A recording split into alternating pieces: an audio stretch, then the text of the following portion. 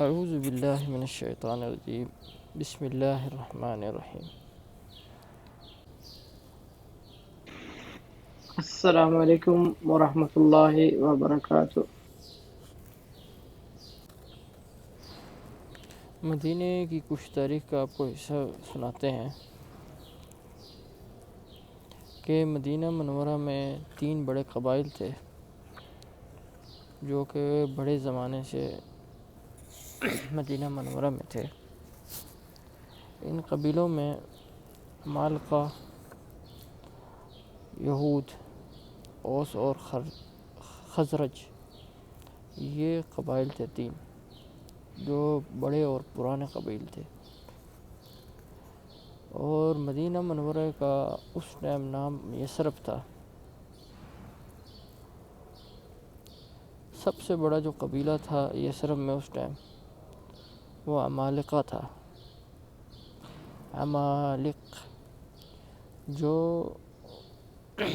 ایک بہت قد آمد اور بڑا پہلوان قسم کا شخص تھے، ان کے اوپر نام رکھا گیا تھا۔ عمالقہ جو تھے یہ حضرت نوح علیہ السلام کی نسل میں سے تھے، اور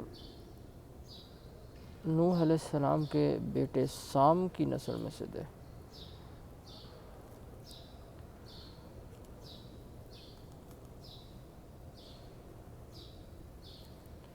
اسی طرح یہود جو ہے یہ یثرب میں جب آئے تو یہ فلسطین سے ہجرت کرنے والے جو اصل نسلی جو یہود تھے ان میں سے بھی تھے۔ جب بخت نصر نے ان پہ حملہ کیا اور یہ جب بھاگے، اور یہ تقریباً 70 عیسوی میں یہ وہاں سے بھاگے تو ادھر آ کے مقیم ہوئے مدینہ منورہ میں۔ جو ابتدا کے قبیلے تھے، جو یہودیوں میں سے ابتدا کے قبیلے تھے، ان میں سے بنو خرید اور بنو نصیر اور بنو ہدل یہ بڑے قبائل تھے۔ اس کے بعد اور بھی قبیلے آتے رہے، بنو قریظہ، بنو نصیر، بنو ہدل، یہ 3 پہلے قبائل تھے یہودیوں کے جو ادھر آ کے مقیم ہوئے۔ اور تیسرے نمبر پہ اوس اور خزرج، یہ گہتانی قبیلہ تھا۔ گہتانی ابھی بھی سعودی عرب میں قبیلہ پایا جاتا ہے۔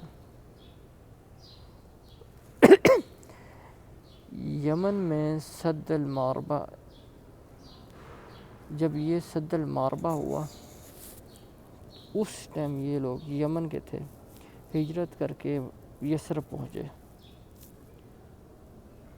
تو ابتدا میں یہ 3 بڑے قبیلوں نے اس جگہ کو آباد کیا۔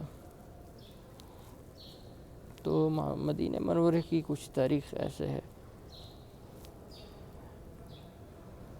یہ تقریباً 3 صدی ہجری میں یثرب آئے تھے اوس اور خزرج، اور ان میں سے سب سے اول قبیلہ جو آباد ہوا تھا یثرب میں، جو کہ مدینہ منورہ کا پرانا قدیم نام ہے، اس میں عمالقہ ہے، عمالقہ قبیلہ۔ اور پھر دوسرے نمبر پہ جس طرح میں نے پہلے بتایا یہود، اور تیسرے نمبر پہ اوس اور خزرج ہے۔